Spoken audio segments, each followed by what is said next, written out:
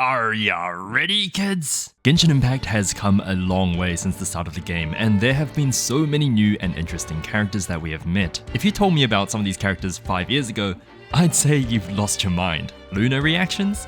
Flying guns? A horse? Nope, sorry, best we can do is pole. A lot of these new characters have changed the game as we know it, but how about those all the way back from the very start? Sure, some of them may have been buffed a bit, or a lot, but what about those who haven't? How are some of the most forgotten characters still holding up against the powerhouses of today? Join me as we find out if it is possible to beat Genshin Impact with only Beidou. Now, standard solo run rules apply. I can only use Beidou. All weapons and banners are allowed, no food in combat, no co-op, and no bug abusing. I've actually alleviated some of the restrictions for challenge runs like this one, but I'll talk about it later in the video when it becomes relevant. Also, when this video is out, it should be Beidou's birthday, so happy birthday, Beidou! Let's begin your journey through Teyvat. We start off our run a whole year ago when we pull a Beidou. Now, I had this account planned for a while, but to be completely honest, it was also a backup account in the case that I was able to pull a 5-star from it. Spoiler alert, I didn't. So after waiting so long to complete a bunch of other challenges, we've finally circled back to this rotting cobweb-infested account. Also, I've kind of been harassed about it for like a year. Now, it's been a while since I've done a timed challenge run, so you might have noticed that the timer isn't there, but don't worry, it's running, and I noticed it wasn't there at the end of Act 1. Amber's domain honestly wasn't even that bad here. We only spent about 5 minutes completing the skip, even though my ping is through the roof. Aya's domain is next, and since Beidou is a very tall woman, we're just able to jump over the spikes. Next up is Lisa's domain, and we actually do this one normally since we're Electro. Since the experience update, it's actually worth to go through the domain normally because it doesn't take too long and there's a lot of XP you can get from chests along the way. But there we go, Act 1 complete. All we need to do right now is a few ley lines, and that's enough experience to get us to AR 10 and start Act 2. But we got AR 12 just a bit after, so we took a quick detour to do a couple dailies first and then dabbled ourselves in a fight against the Eye of the Storm. Even though we can't hit it in the air, we cheese it out with this pillar and then just go ham. I'm pretty sure Beidou can actually finance that. So next is the Zamenhof fight, and we did get chunked quite a bit, but we gave him a good old thrashing of our own. So onto the Ruin Guard, and this guy counters us quite a bit. Most of our damage output is physical, which is like the only thing these guys are resistant to. Our burst did like hardly anything to it as well. We're kinda weak, but so is this slow piece of machinery. Now, the only other enemy in Act 2 that could have possibly given us a bit of trouble is the Pyro Abyss Mage. We're already quite low because of the enemies that just came before, but luckily for us, he doesn't know how to swim. Beidou's passive talent actually makes us a swimming master, so that's kinda ironic. We literally were one tick away from dying to the electrocharged water instead of the Pyro Mage. And with that fight over, we finished Act 2. Now, just before we start Act 3, there is one thing that we have to do first. We need to ascend Beidou to level 40.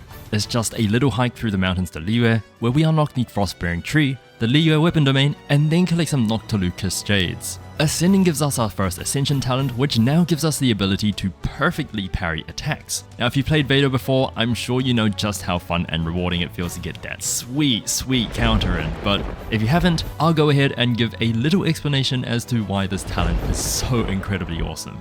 Now, first up, we've got to briefly mention how her skill works. Beidou's skill does a big electro slash around her, but you can actually hold it to absorb damage. She can get hit up to a certain amount of damage, but if she gets hit while absorbing damage, she can release her skill to do extra damage. You have to get hit twice for maximum damage, but thanks to our new talent, if we perfectly time a hit from an enemy, we'll automatically do the maximum damage. There's a bit more to the skill, but this is basically all you need to know for now. So, after a bit more grinding, we reach AR 18 and can go ahead with Act 3.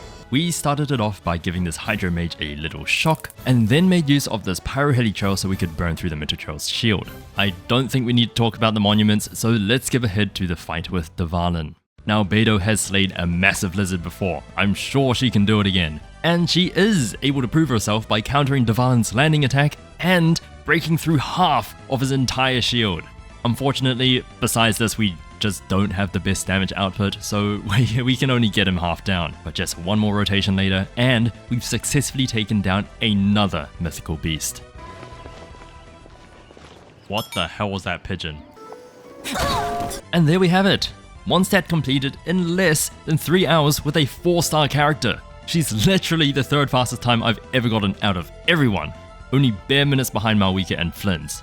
She's faster than Nefer by 18 minutes, faster than Skirk by 25, and Chlorand by a whole 1 hour and 44. Okay, now this is spoiler territory, but she's still third place even after factoring in all of my uncompleted runs. She's called the Uncrowned Lord of the Ocean, but at this point call her the Lord of Mondstadt too. I never expected her to perform this well at all. What a welcome surprise. Let's just hope she can keep on winning, but let's first dive into her kit to find out what exactly makes her so damn fast. Beidou is an Electro Claymore user from Liyue. Her normal attacks are okay. Just typical 1.0 Claymore attacks, not really a big deal or anything. Her burst is pretty good. It gives her damage reduction and interruption resistance as well as extra electro damage. This damage bounces between enemies, but right now it's not too strong or anything. It basically just feels like an extra normal attack but electro. Like I said earlier, the skill is where all the fun is at. I've already told you how the skill works, but there's a little bit more to it. The number of elemental particles differs depending on if you've absorbed any attacks. You get double if any is stored, which means that you want to make sure that you're getting that perfect counter to do max damage and also charge up your burst faster. The cooldown for the tap and hold skill is the same, so almost all the time you should be holding the skill. Some characters have skills that are better used off cooldown just to spam extra damage, but Beidou's skill requires a bit more strategy and timing. Sometimes it's better to wait to use the skill to block an upcoming big attack. Now she can block damage, but there is a limit. We won't break this limit in the early game, but later on, we've got to be more careful about what we can block and what we need to dodge. We can even parry burning grass, overload removes the fire, and also lets us perfect counter. The other thing that our skill does is it applies electro to ourselves. Now you've seen characters like Barbara apply hydro to themselves. A lot of the time, this can be detrimental in a fight. However, Beidou is the opposite. If we're ever affected with an element, we can just remove it so enemies can't combo a big damage reduction on us, and especially for Cryo, we don't get slowed. The only exception is Dendro, so be careful around these guys. We don't want them proccing spread or aggravate on us. Even if it's raining or if we're in water, we won't get affected by electro charge because we can just absorb any reaction onto us. It's different if the enemy hits us with hydro first, but if we hold the skill long enough, it will absorb it anyways. But that's basically it for her kit. We're using a debate club because right now it's the only non-Mondstadt Claymore that we have, but honestly is not even that bad. Beidou's kit is simple. What can you really expect for a 1.0 character? But still, I think it's really fun and unique, and so far I've had a lot of fun with it. So on we go to the start of Liyue Act 1. First up we have Mooncarver, and this fight was kinda slow compared to everyone else. I hadn't really gotten the hang of the parry technique just yet, so you'll see me just holding it randomly. But with so many enemies, you can still proc the max damage swing because it's just likely that at least 2 of them will hit you.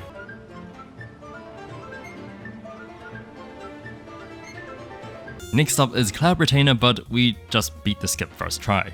Mountain Shaper follows, but since we're a Claymore user, we just broke rocks on the way up to the mountain. And last up was Xiao, and we've gotten a bit better at blocking attacks, so see you later matey, Act 1 is done. We're just gonna farm a bit more up to AR 25, which means we can ascend our weapon and Beidou. But we have a slight problem. Beidou cannot defeat her boss.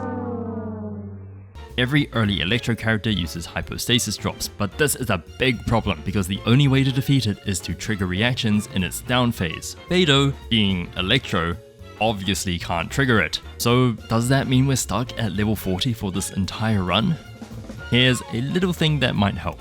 If you remember correctly, every new big version update there is a little thing called the standard 5-star selector. They've changed how it works this time, so they also give materials to level to 60 for free. It just so happens that one of the characters in the selector also uses Electro Cube mats. So luckily for us, we can select Ka-Ching and get all the way to level 60. Unfortunately, we can't really go much further than that. Even if we get another selector, the next level requires 8 drops instead of 6. It may be an issue later in the run, but right now, we're chilling. The only thing we need to do is collect Noctilucous Jades, which can be found all over Liyue. So once we get enough, we level to 50 and get interrupted by the Stygian cutscene. It just so happens that the location for Stygian is also in the same area where Noctilucous Jades are, so a few minutes just walk the plank there, but hey, we're now ready to start our grocery shopping. First up is the big ol' infamous pot, and to start it off, we hit a nice damage high of 2,297. Beidou obviously can't heat it up by herself, so yeah, you already know the drill. Well, that was quick. Madame Ping's teapot is next, but we just slime the slimes. The only noticeable thing here is that we used our skill to remove cryo from ourselves so that we could attack faster. Beidou does not like treasure hoarders, so we gave them a good ass whooping. It even started raining in our favor, so that means Act 2 was pretty short, but it's now done. Just as a little detour before Act 3, we went to go fight the Pyro Flower for Amber's level up materials. Don't worry, we're not using her, we're just leveling her up for Adventure Handbook experience. Beidou's burst is actually pretty weird. It does electro damage to enemies every second and can be used to trigger reactions like in this fight we just saw with the treasure hoarders. But as you can see in this fight, it doesn't do anything to the Pyro Flower's shield. It's still doing electro damage, but it doesn't break or do damage to the shield. It's just a slight downfall of her kit, but as long as there aren't shields similar to this, I think it's gonna be okay. Also, she moves very slightly when she holds her skill, so enemies like this Hillydrill here sometimes miss their hits if she's right next to them. What? Why am I in a bush? But we've progressed quite a bit, so let's go ahead and ascend our world level, do a couple more quests and clear a couple domains so that we can hit AR28 and start Liyue Act 3. Bro. What?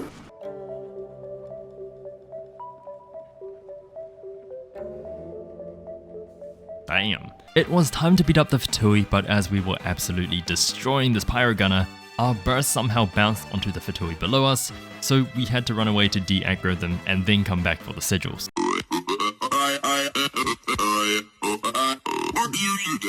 For some reason, these Whopper Flowers were putting up their shields so incredibly early, but because they're cryo, we can just break them with our physical hits. And I just realized here, but we've had the Traveler in our party ever since we used them for the windmill. It doesn't really matter though because it doesn't affect our damage, health or abilities in any shape, way or form, but I removed them after anyways. And now it is time for the big guy himself. He does have electro resistance in his second and third phases, but like I've said previously, most of our damage output is physical, so it's not really a big deal. We even healed ourselves up during the out of combat section in its third phase, but didn't even get hit a single time because we ourselves can tank his electro attacks. More big lizards! Beidou's eating good today. It's raining like mad here, so everyone's getting a little current through their system. I actually tried to see if I could last this entire fight with just this Hydro Gunner on the field, but Osayo just kills him, so we slay yet another lizard, or 3, and finish off Liyue with a time of 8 hours, 45 minutes, and 2 seconds. We're faster than Flynn's now. She's second place behind Malwika, and I don't know how I feel about it. Is Beidou just the most broken solo character? Okay, well there's still a lot left to go, so anything can happen. From this point onwards, I usually hide the other characters' times just to make the final time a bit more suspenseful, but we're gonna do something a bit different this time around. We're hiding everyone's times except for Flynn's, because the race this time is gonna be neck and neck. Who is going to be the fastest Electro character? It's a battle between the strongest Electro DPS of today versus... I honestly don't know what to call her. Satellite system. Moving on to the Dane quest. Metatrolls for us are so incredibly annoying. We've used our burst to break down the Hydro Mage's shield, but as you can see here, literally every instance of damage, including the bounces, is getting blocked by their big wooden blocks. Like, I'm pretty sure that's not how electricity is supposed to work. But it's fine, because we can just parry their charge and do damage to them while they struggle to lift those heavy things back up. Now the other main enemy here is the Hydro Herald, and if you've watched any of the other Electro character runs, you'll know how easy it is to break through this shield. Breaking Hydro shields is pretty cool. We can apply Electro to it, which does a damage over time effect, similar to Electro Charged. So it doesn't really matter if our cooldown is super long, you can't really break it much faster than the dot effect anyways. It doesn't stack, but any new Electro damage just increases the duration of the effect. Our burst helps a lot here. As we apply Electro every second, it's just fast enough to constantly break down its shield. And now in the last fight here, you can see that it hits us while we're parrying. It does apply Electro Charge, but because we're still holding the skill after the reaction, we're able to absorb all the Electro Charge damage. And after a quick fight with the Herald, we complete Dane's quest. Just 20 minutes of farming later and we've hit AR 30, which means we can level up our weapon and ascend again, as well as level up some talents. Okay, I usually skip over this prologue quest, but I thought I'd at least mention it this time because Beidou is involved. There you go. You happy? Alright, Faye the Flyer, you get a special mention in this video. I hope you enjoy your 5 seconds of fame. Alright. We need... Okay, well, fuck. Cool. Second pull. Alright. And we get one of these as well. Now we also get a fruitful hook on this pull, which is amazing. It has better stats than our debate club, but I actually forgot we even had this weapon until after the entire run, because this weapon domain wasn't open until 2 more days, and I just didn't remember I had it, so you'll be seeing us using the trusty debate club for the rest of this video. You've got to be f***ing kidding me. You know how rare this is? Do you know how much I've been wanting this on a regular challenge account that has a catalyst? Why did it have to come on this f***ing account? Inazuma time. Not only is Beidou a speedrun demon, but she's also the queen of aura farming. The transport balloon is pretty straightforward. The water on the sides just make it so we're getting a big electrocharged value. We can even use our skill to trigger overload as well as the electrogranum, and we also hit a new damage high of 4,700 on the way to Komoria Tea House. I don't really know what else to say about this act. The police station fights were honestly just training grounds for me to practice my parries. So that's Act 1 done. Act 2 begins with us getting sliced up and then shot in the back, which brings us to the one thing in this act that we can definitely do. One thing I found very weird about the set of fights is that there is no water right here, but you can still electrocharge it. This guy isn't even affected by Hydro and he's taking the charged water damage. Actually, we are too. Oh, this is a big one. 4-star at least. 5-star! Versa! Versa! No! It's time to get serious. The electro monuments are a little bit of a problem, and I mean little as in little. Our skills cooldown isn't short enough to light all 3 monuments up at once, so the only way to do this is to use our skill on the first one, then use our burst on the second one, and then our skill again on the last one. Big guy went down pretty fast though. He attacks so slow, so it's easy to see when to parry an attack, and because he does electro damage, we absorb a lot more of it a lot better. Now what is my delusional take this video? If you don't know what this section is, it's the Delusion Factory. And for the last few videos, I've basically brought up a hot take that some of you might agree with, or if no one thinks the same as me, then I'm actually just delusional. And this time I have a problem with bubble tea. Make it cheaper, please. Why do I have to pay more than 10 bucks for like the tiniest cup of decent bubble tea? And I'm saying decent because all the ones that cost like 6 or 7 bucks are just plain artificial slop. I recently came back from a holiday to China and I was drinking so many tasty, delicious drinks on the daily for like 3 bucks a cup. 3 times the size. You don't get the same quality or variety back home.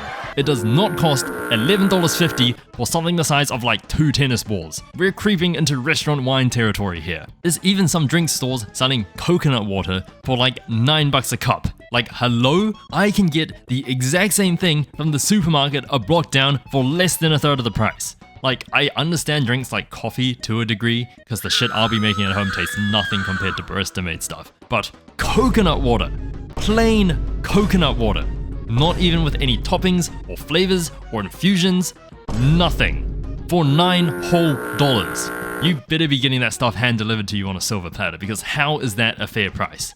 Make it make sense. Senora must be a f***ing coconut water lord or something with the way she's moving. The cryo phase was simple. No problems there.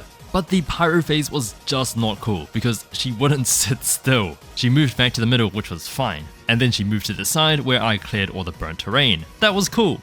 For like 3 seconds, when she decided to move all the way to the other side of the arena with her stains all over the floor. I had to remove it so it wouldn't burn out. But as soon as I did so, she moved again and burned the area around her, so I just straight up died. We had to fight her all over again thanks to her stupid Chungus AI. And she started to move around again.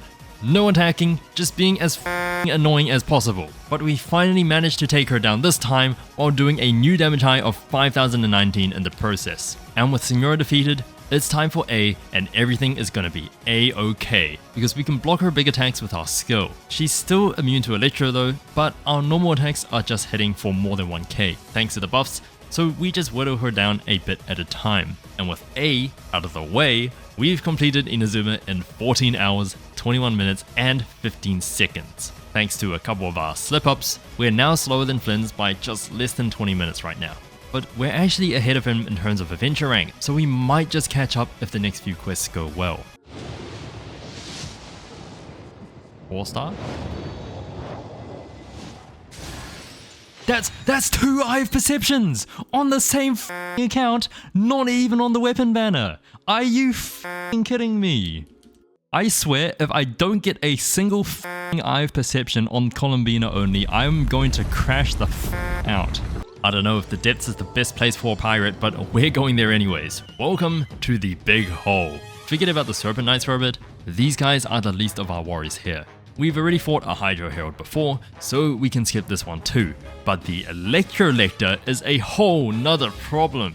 Its initial phase is fine, but once it puts that Electro Shield up, we're in for the fight of our lives. We can only clobber the guy with our club and dodge its attacks. I don't even think plunge attacks with claymores do that much more than regular hits. And even if they did, the number of normal attacks we can get in during the time it takes to set up and do one singular plunge attack is just way more. But yeah, this fight took 8.5 minutes, and we only got hit a few times. We've grown a lot from our Ian-san days. Now, I thought these guys would be absolutely horrible because of their Electro Ring attack, but I realized just a bit too late that you can actually just parry them as well. Just 2 of these Electro Mages later, and that is it for the Chasm quest. Just another 20 minutes later, and we've hit AR 35, which means we can ascend our weapon to 70, but not Beidou herself.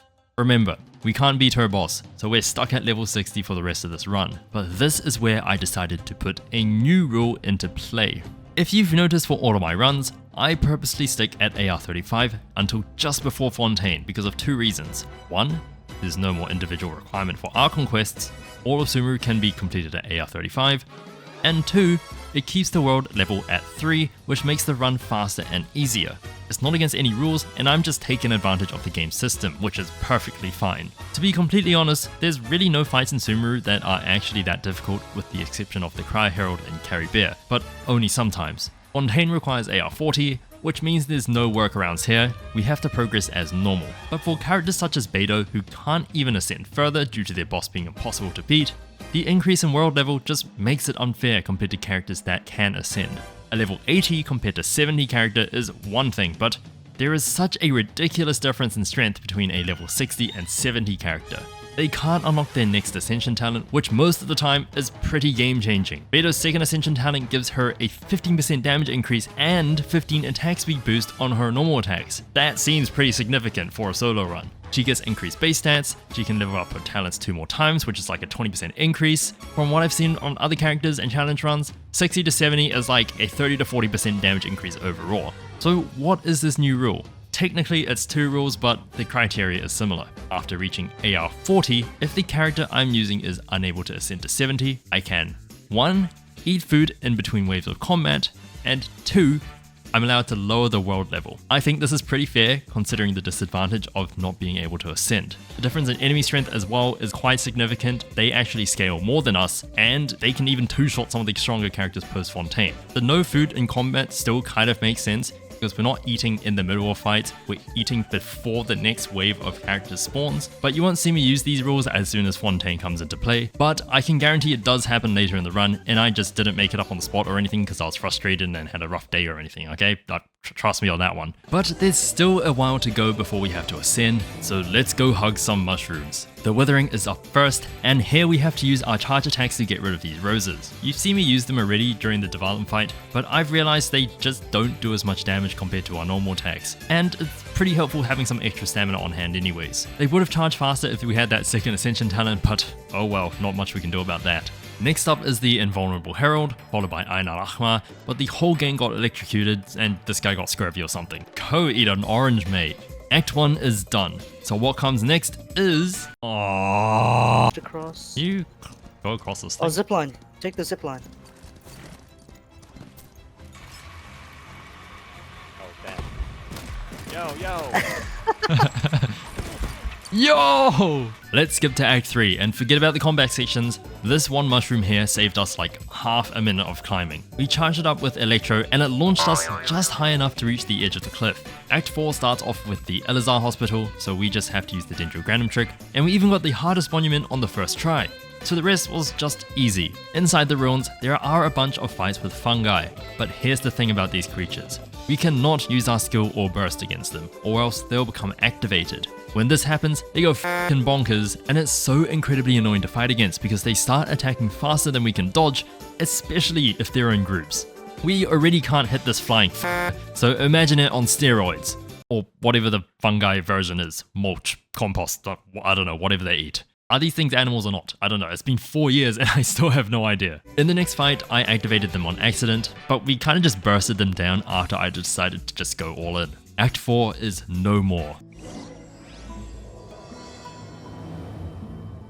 Just off the shores of Neverland, a hideaway at sea. Yo-ho! Yo-ho! Let's go! Let's go! You know, I was gonna go with a pirate theme for this video, but in the middle of writing it, I kind of realized that my knowledge of pirates was limited to Pirates of the Caribbean, Peter Pan, and you wouldn't steal a car. So in the end, I just decided to do regular commentary with a little few bits mixed in like always. Dumbass fungi doesn't even know how to look up. The factory is kinda straightforward. We even managed to knock down a few Fatui soldiers before they put their shields up. You wouldn't steal a Gnosis! Like always, we give him the double stun and just whack our stick at him. And unfortunately, we can't break his turrets because we're Electro, so we're gonna have to go once again, sacrifice the radish. Yeah, and then the rest of the fight is just free, so on to the Boat of Consciousness, where there's a couple of Rift Hounds and Big Guy who got stuck in the wood here. And after another half an hour of just pure yap, we finished Sumeru in 21 hours, 59 minutes, and 1 second. We've caught up just a little bit. Now we're only 17 minutes behind Flynn's. But there is one more act left here, so let's get this region over and done with. Our first Cryo Herald. Honestly, we're almost the perfect matchup. Claymores destroy its shield and Electro reacts with it, so once we put up our burst, we're a literal slushy machine. Also, I didn't know this, but you know how each Herald class enemy has their own special status affliction? Well, Cryo Heralds drain your stamina on some attacks, indicated by their blade glowing a different color. But if you manage to parry it, you don't take any damage and also don't get hit by the status affliction. Anyways, this fight was like a minute long, so it was a piece of cake for us. But there we go. We finished Carry Bear, but we're about 10,000 XP away from AR40. I can't hit my protein! 24 Bomboclat Posiwagan domain runs. But after grinding domains like crazy, we finally reached enough XP to hit up the Ascension domain and got boosted straight to AR40, which meant it was time to upgrade our weapon to 80 and make our way over to Fontaine. Did it just say highly dangerous? To start off, we've got to use a Hydrogranum to make the Romaritime flowers bloom. We even managed to get the last two at the same time. How the f*** is the Palaemomonia even highly dangerous? There's literally no enemies here. Are the French just that violent? Every enemy now has red text. They've gained more than 20 levels compared to our 0. Even just the low tier enemies are a major roadblock at this point. These humanoid mechs are tanky as hell. Do you see how much a maxed out skill is doing to these guys? We're literally just tickling them. At least we're able to stagger them somewhat thanks to us being able to trigger overload off the gunner's shots. What?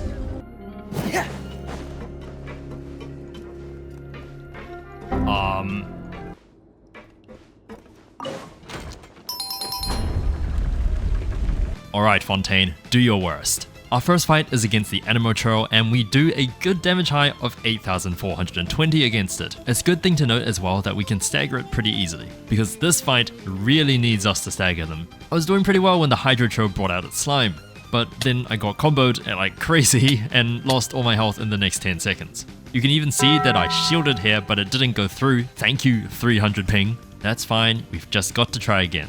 I was doing pretty well this run, my perfect counters were hitting all 3 enemies. However, you can see here that my swing is now auto-activating because the enemies are damaging past the threshold. This is not good. At least I was able to take down the Hydro Rogue this time before getting knocked out. I can't move! I'm stuck! I'm stuck. I'm actually f***ing stuck.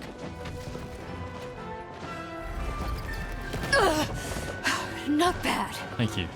Yeah, we got murked again this time, but the next fight went well. We took out the Hydro Rogue, and then the Ruin Guard by itself is just a piece of cake. Speaking of cake, I shall have my cake and coffee. But enough snack time. It's time for Beidou to beat up yet another sea monster. First phase just makes us smash up his eye. We honestly could use one of those. And then our buddy Nouvelet helps us break 4 more. And there we have it.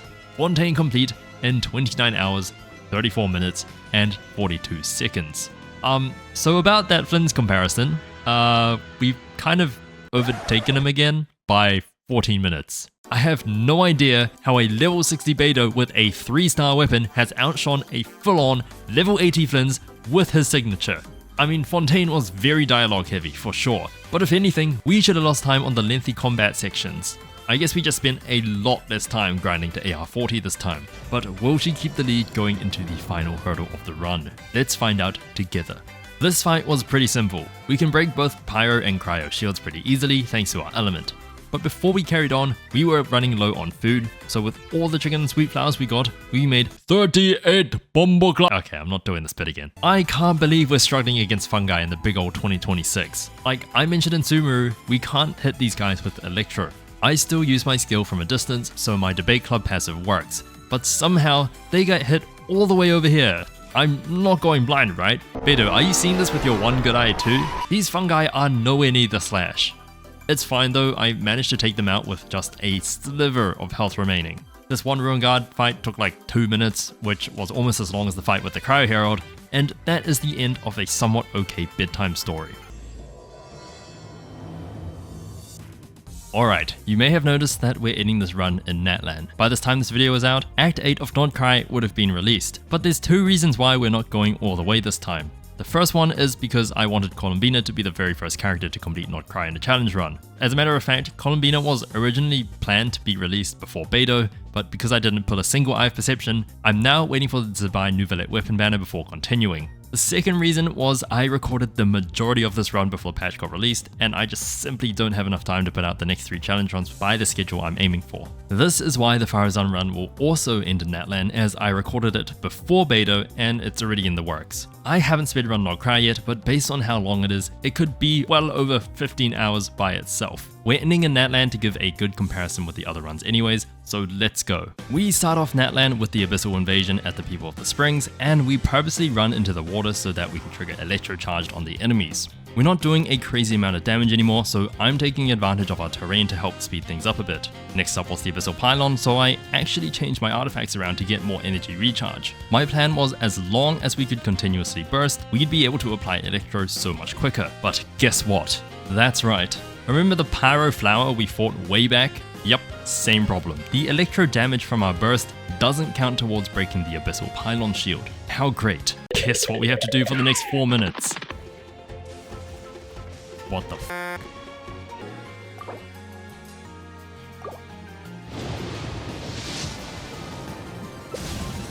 Wait, we just got a Beidou con.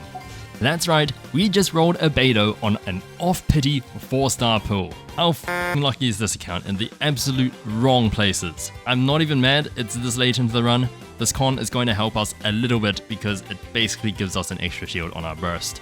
Act 2 begins with the ancient name fragments, and after beating the Yonkasaurs here, there's a very slight window where the next wave hasn't recognized me as an enemy yet, so I take the chance to heal up. Also, if you forgot, it's technically part of the new rule.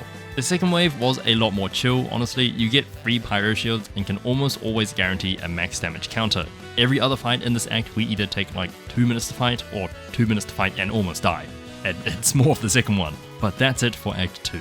Now here is where the pain starts to seep in. This group of enemies just suck. Now I thought I was doing really well after taking out the Hydro Gunner, but I got hit once and lost like 5k health. That isn't good. What? I'm pressing my E, but it's not going off!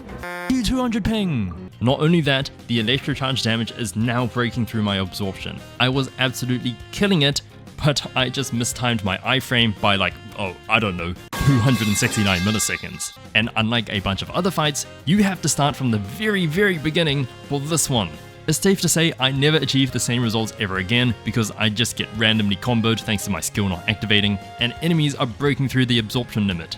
Just kill me. Just kill me. I made the decision to enforce the other rule and lower the world level. I knew that this fight could have been possible. But the good thing is now the enemies are doing about 30% less damage, which is pretty fair in my opinion. And besides, this one fight is a great indication of how the rest of Natlan will go, because trust me, it only gets worse from here. The second half of the fight was significantly easier, but let's just move on from here.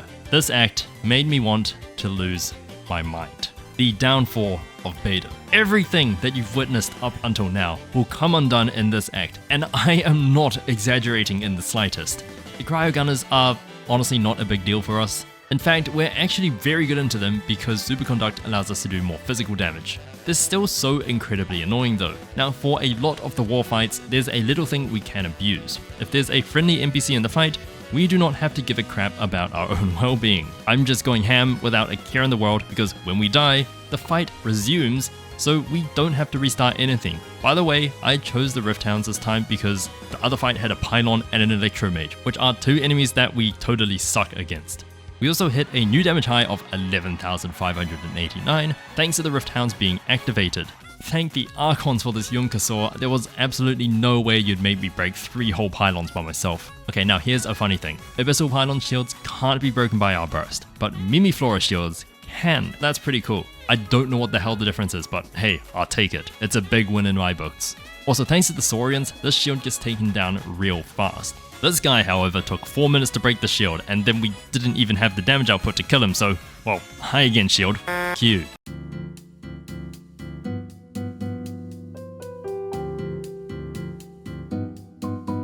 This balloon ride was genuinely the best 4 minutes that day. We made this guy burn himself on the grass, multiple times, and in this fight, I put burning on myself and stood next to the pylon so that it would also take burning damage and destroy the shield. Yeah, I'm not even gonna talk about Act 5, just get me out of here. I don't even want to dance. I'll at least pay respect to the 1990 of you that just also got by the pylons. And then we'll go ahead and set out on a new adventure far away from this fucking horrible place, giving us a final time of 38 hours, 12 minutes, and 22 seconds. Our time dropped so incredibly hard in Natlan. Over the course of the nation's Archon quests, we fell a whole hour and 13 minutes behind Flynn's, putting us in 4th out of 9th place overall, just beating Escoffier by 15 minutes. Look, I'm not mad at Beidou, she did her work, and I'm very proud of her for making it this far with a very good time while being at such a disadvantage. It was only Natlan that let her down, and it didn't help that I did most of it on a shitty day. She's done what most 4 stars could only dream of doing, and the fact that she's beaten more than half the roster is amazing. But how amazing was she? Let's give her some scores to see how she really did. For combat, Beidou gets a 4. I'm going to be judging her based on this run, which means before her level 70 ascension. She's honestly a great character to do a solo run with. Electro is a very nice element as it works on literally anything except Electro, and even then, we have a Claymore, which is the best weapon for breaking literally anything else. Her parry is such a broken skill. She can mitigate a bunch of damage and then hit hard herself, and the cooldown on it is pretty fair. I really like the mechanic where if you counter a move, you get more energy. Her burst gives her electro damage on hit, that can even bounce between enemies. Now she does have her shortcomings, she can't break certain types of shields very fast, which really sucks, and even the other shields take quite a while as we don't have great application, but she's still a good enough unit to break through most of them. Her sustain is okay because of her parry, and since we're C1, we also get a shield on her burst, but against higher leveled enemies, they can outdamage our parry limit, which makes it rough. Overall, she's pretty strong for an underleveled 4-star unit, so I'm pretty happy about that. For farming, she gets a 1. She can't beat her boss because she has nothing to react with Electro. There's just no other grade I can give her here. Everything else she needs is relatively easy to farm. Noctilucious Jades are mainly in one area and her weapon and talent domains are just slimes, but the rules are rules. She can't farm her boss, so it's a 1, regardless of how easy the rest of her materials are. For exploration, I'm giving her a 3. She uses the tall female model, which means she's pretty fast and can utilize bee hopping. She can break rocks fast because she's a Claymore user. Her passive talent lets her swim better, but I think we spent a total of like 5 minutes swimming with her. There's not much else she does. There's no movement skills or anything, but she's still a bit better at doing the previously mentioned stuff than a bunch of the other characters sitting at the 2 score, so I'll let her stay comfortably at a 3. And finally, for enjoyment. This is the very first character we're giving a 5. I actually had so much fun with this run. Beidou is not one of my favorite characters or anything, and I don't even use her on my main account with the exception of Imaginarium, but I genuinely had such a great time playing her. I'll put aside the annoying parts of Natlan because it shouldn't really take away from the entire rest of the run. Her parry skill is so satisfying. It was like I was playing a mini game within the game, and it's so rewarding when you get it perfectly. She still held her own, and at least she wasn't as bad as some of the other characters I've done. I am very happy to give Beidou this score. So in total, Beidou gets a 13 out of 20. Not too shabby. She gets let down by that really low farming score, but she's sitting comfortably above Nefer and just below the rest of the pack. It is so amazing how she was able to keep close to Flinz's time for most of the run, and I applaud her for it. But with that, we've arrived at the end of the video, so if you would like to see more, make sure you do like the video, hype it up, and subscribe so you can see the next challenge runs as soon as they release. The next one is Columbina, and then Farusan, and then maybe French Fontaine, but we'll see. The next 2 character runs should be locked in. So thank you all so much for watching, happy birthday Beidou, and I'll see you in the next one.